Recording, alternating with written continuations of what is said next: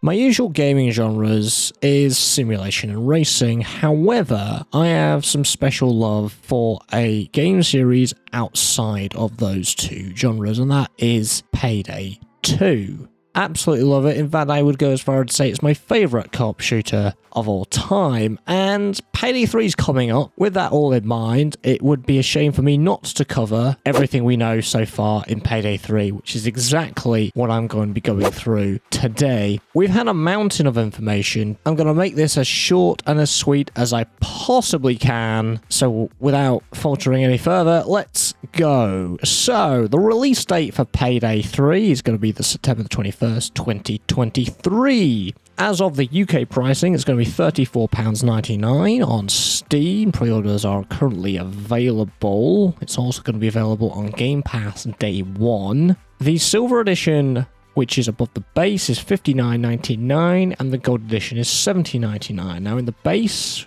if you pre-order it, you get the Trifecta loot bag pre-order bonus. You pre-order the Silver, you get whatever's in the base game, plus the Dark Sterling Mask, plus 3 days early access, with 6-month season pass, which includes 2 heists, tailor packs, and weapon packs. If you decide to go with the Gold Edition, however, you get everything that's in the base and the Silver, but you get the Golden Slate Gloves, the Skull of Liberty Mask, and instead of 6-month season pass, you get a year's season pass, which includes 4 heists with the tailor and weapon packs. The game engine is moving from the Diesel engine to Unreal Engine 4. We also know that post-launch at some point it's going to be going to Unreal Engine 5 as well. Dallas has a new actor. We're unsure why Eric Etabari has left the role. Bit unknown, not sure on that. The new locations is New York, so we're having everything on the New York streets. Current Payday players are more familiar with this, because there's the heists such as Heat Street. We've got introduction of the SCB Bang. It's a new look. It looks all fresh. We have the introduction of a new ability, flying the camera via your phone without drawing a weapon, so encasing mode.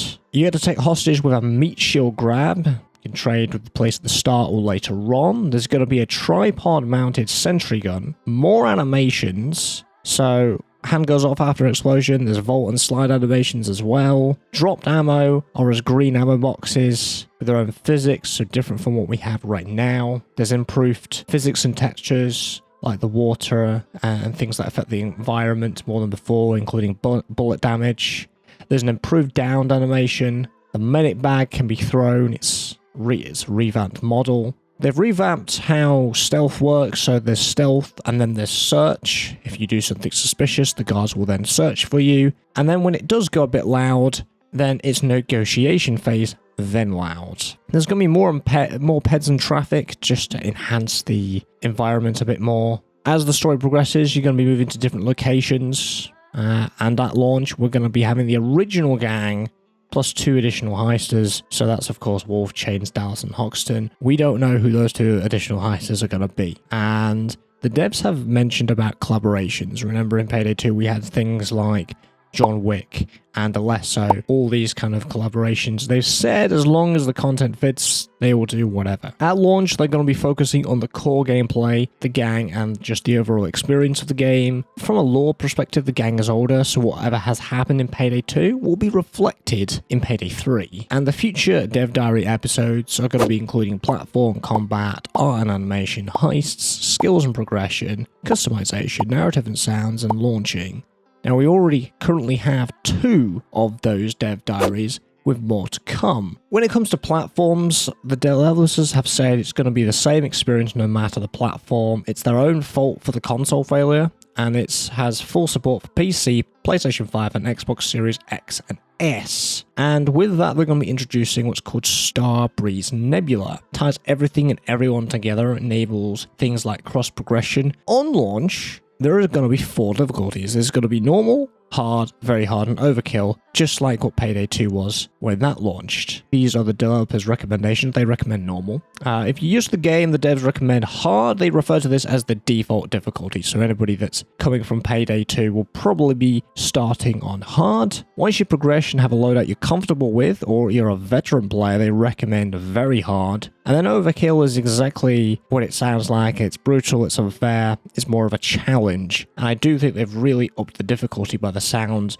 of how they've worded everything. So overkill might feel a bit more like death sentence of what we're currently used to in Payday. All types of enemies and HP values stay the same throughout all difficulties. So it doesn't matter if you're on the easiest or the hardest, you will get to experience all types of enemies no matter what, and they're the same HP pool. That just makes it easy to learn what is good and what isn't, what can kill each of these in a certain amount of bullets or magazines or clips or what. Each difficulty instead has different enemy numbers, accuracy and damage multipliers. The higher the difficulty, the more enemy numbers, the more frequent special spawns, the more accurate they are, and the more damage they do, basically. Armor has kind of been revamped. So armor affects the player's total weight as a base. Other things can also affect the weight, so you can be faster and slower depending on what you're equipped, whether that's deployables, I'm assuming, or weapons. And the new armor system is built up of shards, and specific components can be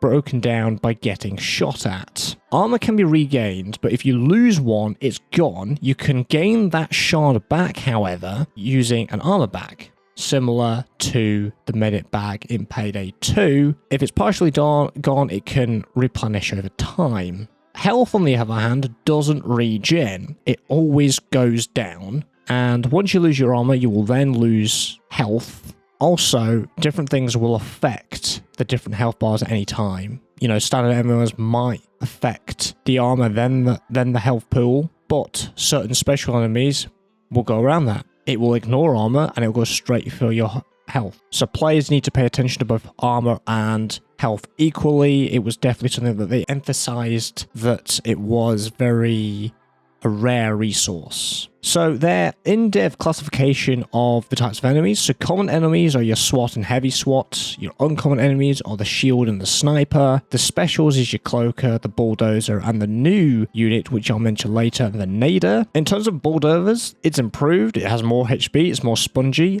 and it has a new ability, Bull Rush. It will make you immobile for a short duration, so it will basically charge at you. It will also kick you if you get too close, so goodbye to those Payday 2 strats where you get really up and close and personal and just spam the visor. The bulldozer also has a drum mag shotgun, and the devs have mentioned that you can make a build designed to take out a certain enemy. So you could 3-shot a dozer if you want to, but that build will obviously be weak in other areas. Again, emphasizing more synergy with your teammates. So the new unit type, the nader, it explodes in a gas cloud if you shoot the grenades on his chest, because that's exactly what his job is, all about the grenades. This unit has flashbangs and gas grenades. It throws gas where the player is, and it creates a gas cloud for a certain amount of time. If you as a player are in a gas cloud, you can't sprint and will take damage over time directly to your HP. So this is what I was talking about earlier. It doesn't affect your armor, it will go straight into your health pool. Moving on to the taser. There's a new taser design. In fact, it's not called the taser anymore. It's now called a zapper, but all OG Payday players like myself, we're all going to call it a taser, aren't we? Absolutely we are. It now has green gloves with a green device on the side of the hip.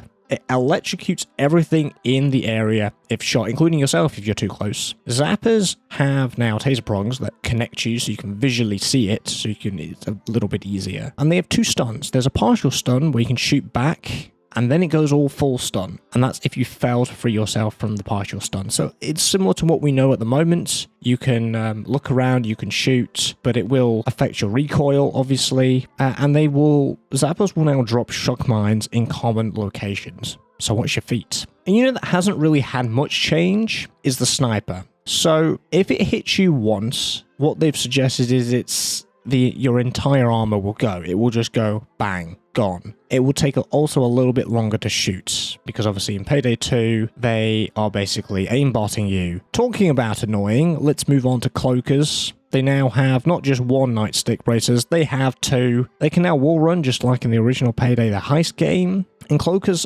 have a new ability. They will melt unattended deployables with a bottle of acid. So if it's unattended, they will drop a bottle of acid on it. And cloakers beating you will now affect your HP pool, and you can cuff you as well, which will lead you to going into custody. However, if a teammate drops the cloaker beating you, you will instantly get up without needing a team revive. There's also an AI police upgrade, running with the shield rather than walking, which we've noticed in the gameplay trailer. There are just a bit better. And it's also easy to take down these shields now because there's a hole that you can shoot instead of trying to go around or basically shield surf. There's now a hole that you can shoot. But the enemy behavior is also better. Other units will walk behind the shield enemy as more treated as a support. They'll use them as cover, including between taking shots to the player, so they might take a shot, go into cover behind the shield, rinse and repeat. And the devs also suggested a solo shield is annoying, but a shield covering many enemies is classed as very dangerous. So he's more of a prioritization. And the shield surfing, you can't really do that anymore either, because shields will bash you and stun you if you get too close to them. A returning unit that got removed and we don't really know why, it's hostage rescue teams, and they will return between waves to try and rescue those hostages. They've also introduced another brand new unit called the Sabotage Squad. They are gold helmets. Now, they focus down not you, but they focus down your loot and objectives. So any unguarded loot and objectives, that's what they will focus. They won't try and focus you down specifically. So unguarded loot, you can't be leaving bags all over the place anymore. Another new unit type is the SWAT antenna. Now that's a van that drives in, it hides in an outskirt, and it calls in an endless assault that spawns all unit types. And I believe this might be more at higher difficulty like Overkill or Very Hard. In terms of other types that we know about, SWAT van turrets and Medic, they're gone. They've been deleted. As far as we know, they are not in the game from launch. Let's talk about weapon modding. It's similar to Payday 2.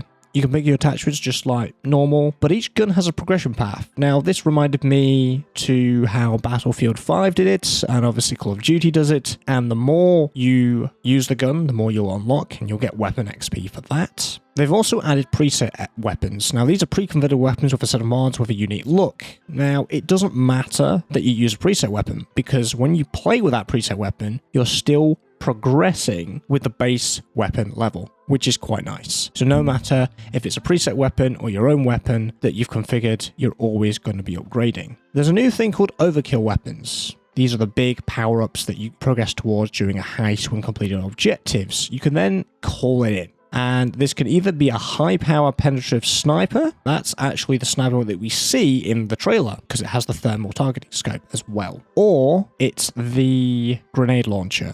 And these can't be refilled with ammo bags, and they can only be called in once you've completed, I think it's a bar on your HUD that you'll fill up, and then you get to call that in. Now, it can only be delivered by a chopper, which means you can only be obtained from outside. So if you're inside a building, you'll have to go outside to grab it. Now, the recoil system is a spray pattern with a gun kick. So you can control the recoil. So there's a little bit of randomization in there that you cannot control. But you can learn the spray pattern, which every single gun has. And one thing that the devs also mentioned was in Payday 3, it's all about what weapons you enjoy with. Your playstyle, no stat-based numbers like in Payday 2. They're basically gone. They want you to enjoy whatever type of gun that you enjoy specifically, or kind of maining guns, because obviously in Payday 2, it's very meta to use those other guns. If you like the gun, basically in Payday 3, you can use it no matter what. Let's talk about gadgets a little bit. We've got the ECM jammer that will lock the enemies to alert and blocks cameras. We have a new gadget called a mini camera. You can place it anywhere. You can even place it on guards. And you can just go and view that camera anytime you want through your phone, which is kind of a new kind of feature. We're using more of our mobile phone in Payday 3, which is quite nice, a bit more modern heisting. Now, let's talk about the areas in the maps in the heist. So we've got public areas, which is just like normal. You blend into the crowd. You've got private areas. Now, if you're caught by a camera or a guard, they actually escort you out, as long as you're in casing mode. And restriction areas are basically the standard shoot on sight. So that's quite interesting. It enhances how stealth goes and how you approach something. Confirmed there's going to be weapon, character, and mask customization. And during one of the heists, you actually have to disarm die packs before bagging the money. So it's an extra thing, but also a realistic thing for the real world.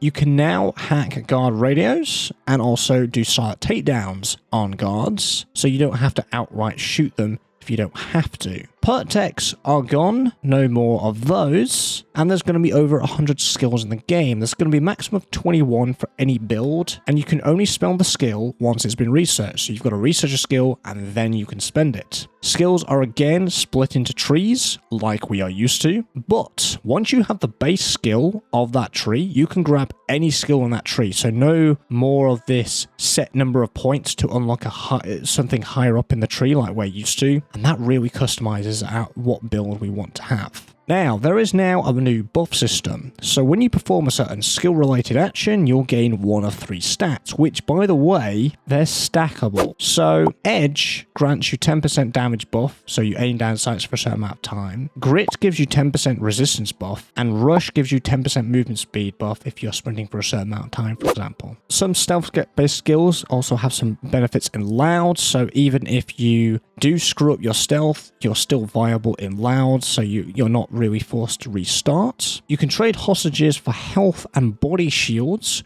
which is very important. As I mentioned earlier, it's a rare resource. Cops will avoid shooting hostages as much as possible, including limiting using explosives. Weapon-based skills are mostly gone, more towards close quarters, long range, or spray and pray playstyle. Because armor is a rare resource, particularly to replenish, it really makes it a good choice. You know, what you choose is absolutely key. Detection risk on armor has been gone, but that doesn't mean detection risk is gone completely for everything. There are going to be 4 different armor types with different movement speeds, but we don't know what they are at the moment. Dodge at the moment, it's gone. Unfortunately, one of my favorite types of builds is a dodge build. However, there are going to be ways to reduce cops' accuracy, but it falls off naturally over distance anyway, which is expected. As well as throwable and deployable, there's going to be a stealth tool to equip. For pre-heist planning, only 1 favor can be placed for each team member, and there are going to be unique favors that can't be purchased and are a reward for heist completion. So when you repeat the heist, you'll then have a unique favor to go with, which is quite interesting. Basically revamps that pre-planning phase. Heists have also additional side objectives and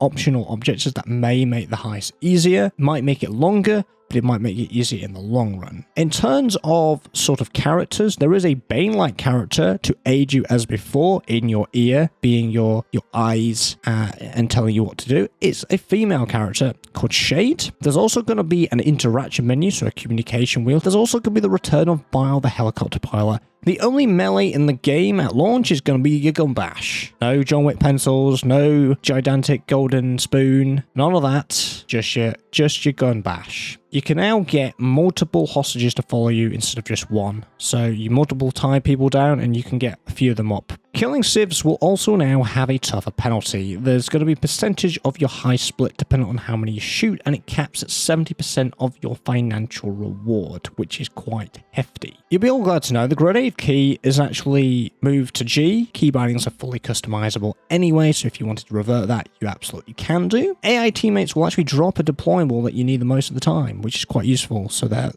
they're a little bit more useful than they are at the current state in Payday 2. Ammo and health are placed around the map if you look for them, placed in logical locations. I suppose if a building has a medical cabinet or locker, I suppose you could find it in there. Talk about sentries. Sentries are no longer ammo dependent, which is an absolute relief, and they overheat over time instead. So no longer having a need to always have an ammo bag when you've got some sentries. And an interesting thing about sentries is the shield unit will now prioritize blocking the sentry's line of fire, so it makes them a bit more priority to take out. And throwables are now replenished by ammo bags instead of a dedicated throwables case. Objectives. They can be done in any order. You don't have to do them in the order they are presented. There's going to be less waiting objectives as well. They're going to be a bit more interactive. There's going to be some new entry methods other than drills, like using a thermite, like we do in the classic bank heist. There's also new tools, like a mobile scanner, UV light. That's really for the art gallery heist, but I'm expected to see even more. On the final push at the end of the heist in Loud, there's going to be an endless assault. So that's going to really put pressure on you and your crew to absolutely get out. Unlocked items to pick up are learnable, just like they are at the moment.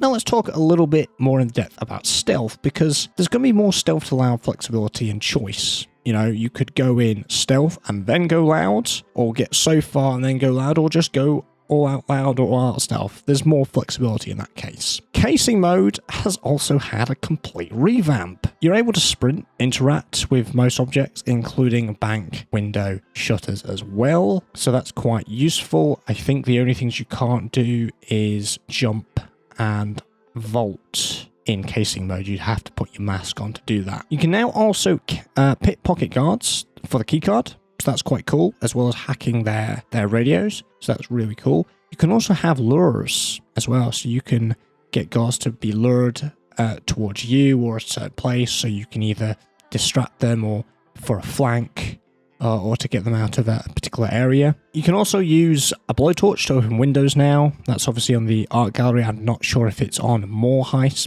You can now do a silent takedown and page round answering simultaneously, so that makes that sort of rush into a pager just a little bit easier if you do the silent takedown. Also, failing to answer pager won't break stealth immediately and will make the operator more wary, but will utilize 2 pagers instead of 1.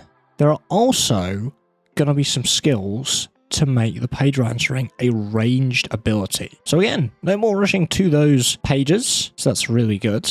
Camera detections are a bit more punishing as well. We've got a bit more tools, so of course, camera detection, a bit more punishing. Cameras can be looped, controlled, and held in place, which includes a hack. There's also a skill to allow you to have access to the entire camera network via a hack as well. So that's quite interesting. So we can control them, we can move a camera so our teammates can move past undetected. Civs are also a bit more intimidated in the presence of armed criminals. And going back, talking about hostages, cable ties, they're now infinite. No more worrying about how many cable ties that we now have. Stealth skills are now more focused on getting access to more tools like hacking, taking prisoners, and moving quicker. And you can take bank managers to the vault for a retina scan with the meat shield grab. I think that's a bit more similar to the Hoxton breakout, where we had to move him over to a scanner. There's going to be an increased stealth difficulty as well, depending on the kind of security company, obviously depending on the actual difficulty, but with those increased difficulties, you could see the inclusion of the return of the indestructible camera, and there's going to be a head guard who's always going to be on high alert. However, if you kill him, it will require an endless pager. He will activate an endless pager, which will need to be constantly answered until stealth is broken.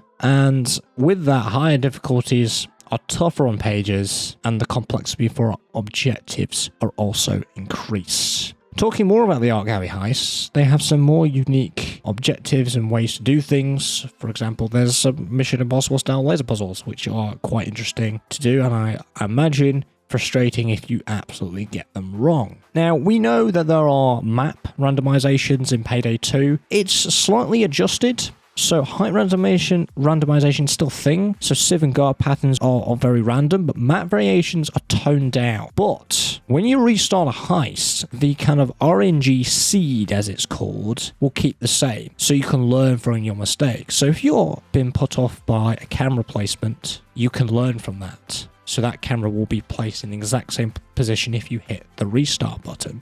So only if you completely restart the heist is when the randomization will be in effect. Safe cracking. There's a new safe cracking minigame. It's more like a dial safe. You spin in one direction, it goes green. Spin the other, it goes green again to get it open. So a bit more of that sort of mini-game aspects for unlocking things, which is kind of cool as well. Finally, stealth tools. I've previously mentioned the ECM jammer and the remote mini camera, but there's also going to be a laser sensor and a stun tool. And that is everything we know about Payday 3 so far. That was a lot to go in, a bit longer video than I normally do, but there is everything. Have I missed anything? If I have, let me know in the comments below. If you enjoyed this video, I'd like to see more, make sure you're subscribed. I'm going to be covering more Payday information when it comes out on this channel, so please stay tuned, and I will see you guys in the next one. Take care.